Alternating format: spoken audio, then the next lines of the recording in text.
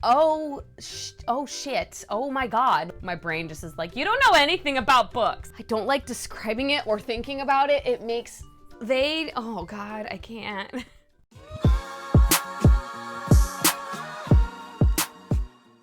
Well, hello. Welcome back to my channel. Just Shauna here to talk about some friggin' books. I realize I hardly ever do just general recommendations videos.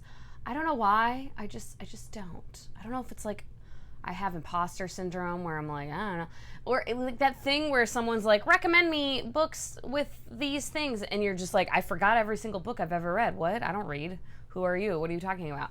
Like, that's what my brain does. So I'm trying to get better about it though. So this is gonna be part one, because I initially had it all together, but it was like a lot. Too many books. Because the way I'm doing it is I categorized adult fantasy recommendations via a few different things. Political, if there's like largely political elements to it, adventure elements to it, military, dark or horror-esque, like just darker stuff going on, and then romance. So that is how I'm like categorizing, but like obviously some books fall into many of these categories. So I'm gonna have some little visuals up. Let me make sure there's room on the screen. I'm gonna have some little visuals up to show you the 6 books I will be talking about today and to give you my opinion on which of these categories fits each of these books. And again, some are gonna be multiple. So that if you are particularly interested in any of these different subcategories or like subgenres or tropes or whatever you want to call them, then you will get a better idea of who I would recommend these books for. And you can determine based on the categories if it would be for you or not, because I don't know. So the 6 books in question are some of my faves, obviously. That's why I would recommend them. The Jasmine Throne by Tasha Suri, that series in general, not just that book. All of these are series except for the one that is a standalone, and that is Ring Shout by P. Jelly Clark. This is a novella, fantasy, historical. The Final Strife by Sara El Arifi, series, adult fantasy. Age of Myth by Michael J. Sullivan. This is the Legends of the First Empire series. Very much adult, kind of classic fantasy as far as the races of creature and things like that. And then Adventures of Amina Al-Sarafi by Shannon Chakraborty. There's only this first book out, but it is going to be a series. I think it's going to be more than a trilogy, but I'm not totally sure on that one. And then Rain and Ruin by J.D. Evans, and this is a romance fantasy series. So let's get into it. The first category, and these are like loose, like you could probably make arguments differently than I am. The first one is political. So again, all of them have some political elements, but what I'm talking about with political is different kingdoms and like courts, or within one kingdom, the courts, and like people politicking against each other for power and rule and creating laws and governing and things like that. That's what I'm talking about. Because again, all of them you could argue like are political, but like that's what I mean when I say there's political elements. If you like that kind of stuff going on, then you will probably enjoy those elements of these books. The Jasmine Throne, the Burning Kingdoms trilogy. There's very much political stuff going on, different kingdoms like conquering others. There's an empire and kingdoms wanting to like break out of that, and within that kingdom, the main one we're following, like who's going to govern, who's going to rule, rebellions happening and things. And then the Legends of the First Empire series, Age of Myth being the first book, it's like less of that, but there is some of that going on. Definitely with like governing and like rebelling. The humans, the premise, the setup is the elves, the elven race are seen as gods. Like humans literally think they are gods because of the abilities, the powers, the life span that they have, and like what they look like. They're taller and like so beautiful and ethereal. They think they're gods. And then suddenly one day a human man kills a god and they're like, wait a minute. And then things ensue from there, but there's definitely some like who's going to govern us, Are we going to rebel against these elves as humans? And like, if we are, who's gonna rule us? Who's gonna be our leader? Lots of that kind of stuff going on. And then within the elven race and their kingdom, there's a heavy amount of that going on, of the different like subsets of the elves. They have different like sects, and like who should be in power versus who shouldn't, and we want to be in power and we don't want you to be in power. Lots of that going on. And then Reign and Ruin, that series, the Mages of the Wheel series, that is very much a thing. The first book is the Sultana, her dad, the Sultan, and he's very old though and kind of failing and like kind of loses his mind. He's losing his mind slowly, basically, like dementia's happening. And so she's basically ruling, and there's like the Grand Viziers and things and the council, and she's trying to do the best she can to govern. And part of that is finding the mages to complete this wheel. It's like this thing in their culture to rule and to bring everyone together. So that's the series, is her going around and finding different mages to complete the wheel. Romance fantasy, like I said, but if you like political stuff and you also enjoy romance, like I always recommend this series because it's so great for that. So then moving on to adventure. If you tend to like a lot of like adventure, we're going places, we have a mission to complete and a quest perhaps, or like side quests, or just all kinds of stuff like that, I would recommend these ones. The Final Strife, the Ending Fire trilogy by Sada El Arifi. Not as much in the first book. There is definite like mystery to be solved, and like we got to figure this out. Who's doing what and why and where and whatever. And then in the second book, it truly turns into like the more expanded world and going on an adventure, kind of going on a quest, a mission. We've got a mission to complete. We got to go do this thing and find someone to help us and blah, blah, blah. So I would definitely classify that under like an adventure subcategory, I suppose. If someone says they like that kind of thing, I would think that they would enjoy those elements. Same thing with Legend of the First Empire. Definitely with Legends of the First Empire.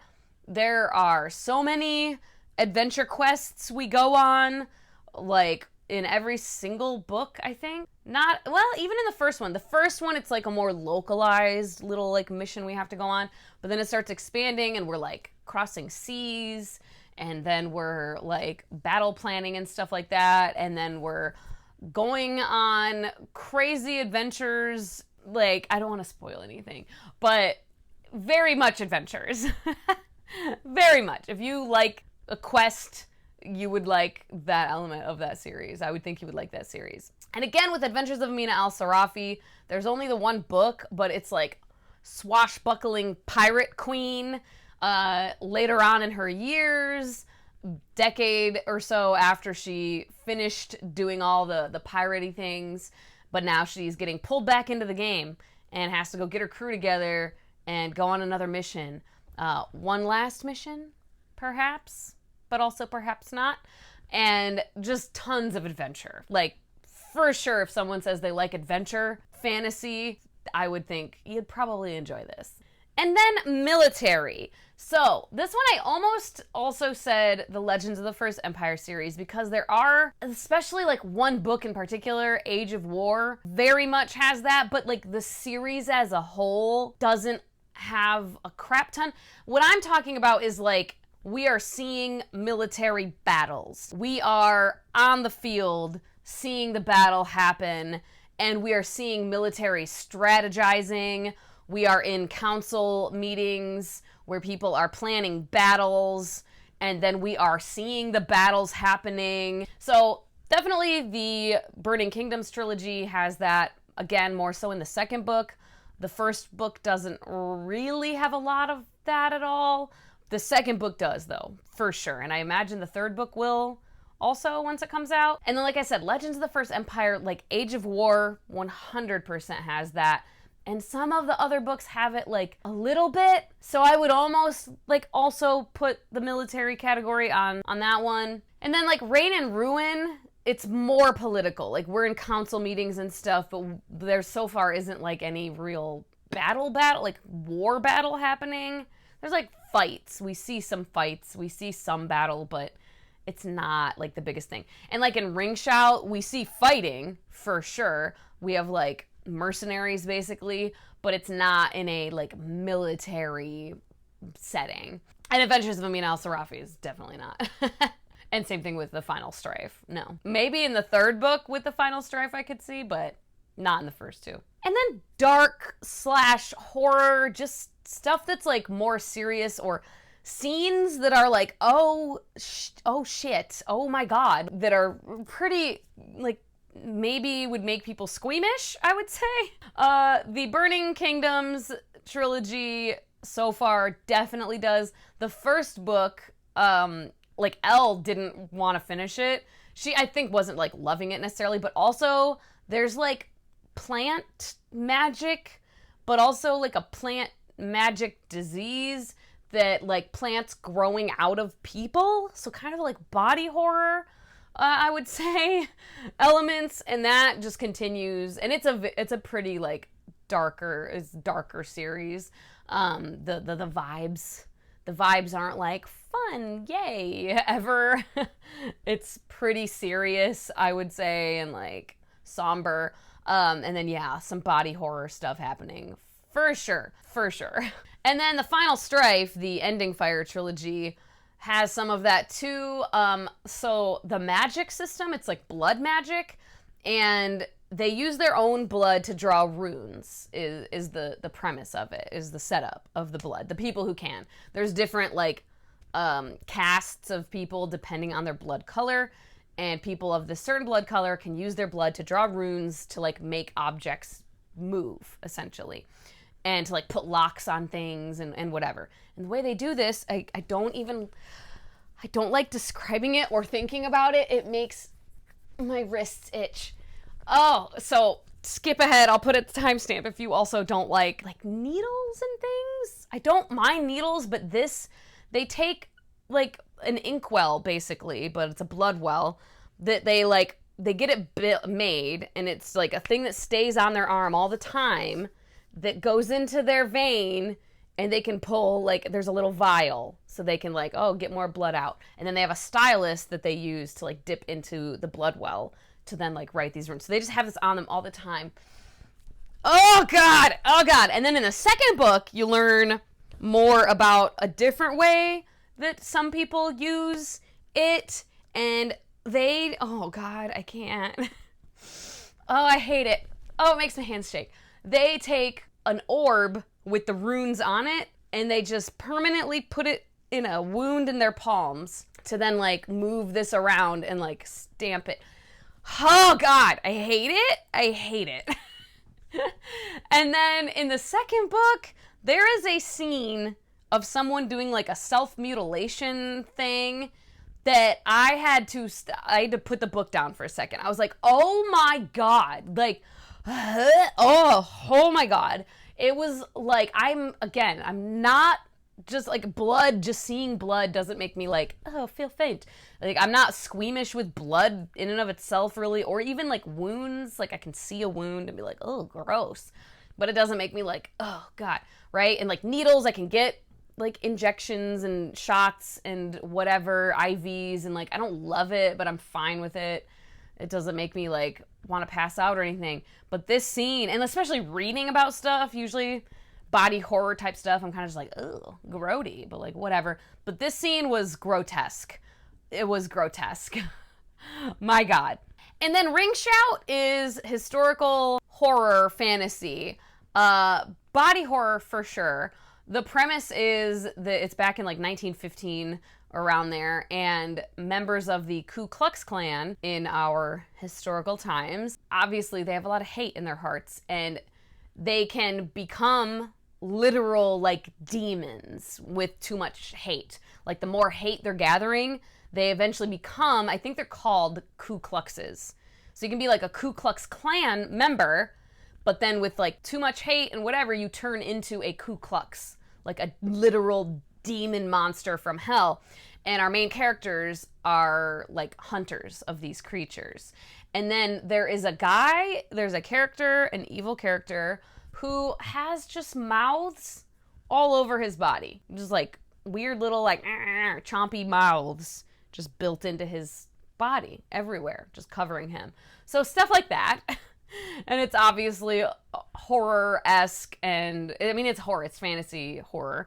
So for sure darker, and like just the content as well, that setup, the premise. But man, it is a fun time.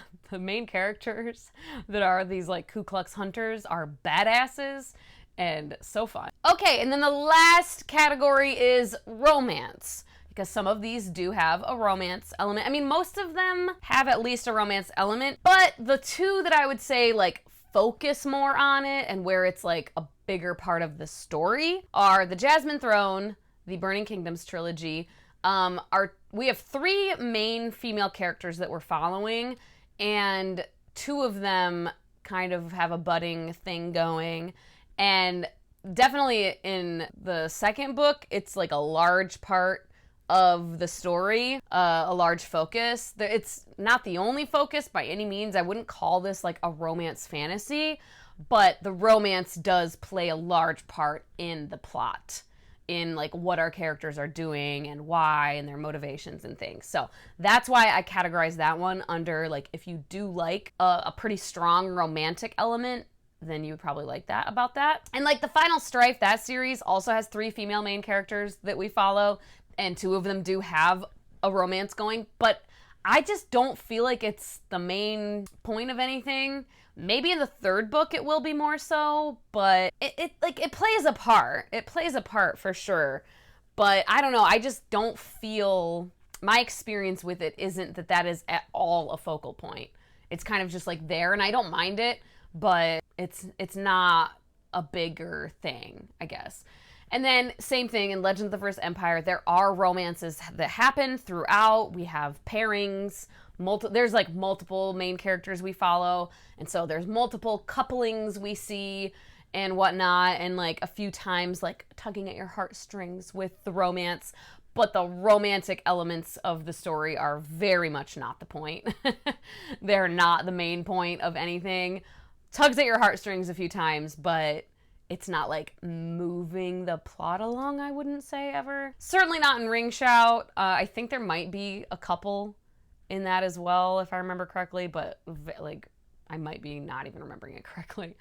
And then obviously Reign and Ruin, The Mages of the Wheel, that is fantasy romance, so the romance is the point. I always tell people though, it's like such a good blend of fantasy and romance, and like the political fantasy and romance, it's like 50-50 in my opinion personally. So definitely recommend, if you love fantasy romance, Mages of the Wheel. Please read it. Please try it out. And then Adventures of Amin al-Sarafi, there is a romance in it, but it's not the point in the slightest, like in any way, shape, or form. So yeah, there we are. The 6 recommendations and the general subcategories. So if you like these subcategories, use this to figure out which ones, if you haven't read them already, you think you might enjoy. And I will have a part 2 for this. I'm not sure when. I'm not recording it today. But yeah, with a few more that I quite enjoy and why I would recommend them with using the same categories. So look forward to that if you liked this one. If you've read any of these, let me know, and let me know like if you think I'm accurate with my descriptions. Again, I feel like I just have imposter syndrome with book recommendations. My brain just is like, you don't know anything about books, even though I read a lot. It's whatever. Or just leave an emoji if you want to say hello, make your presence known, always appreciated. As always, thank you so much for your time. Hope you all have a wonderful day, and I will talk to you later. Bye-bye.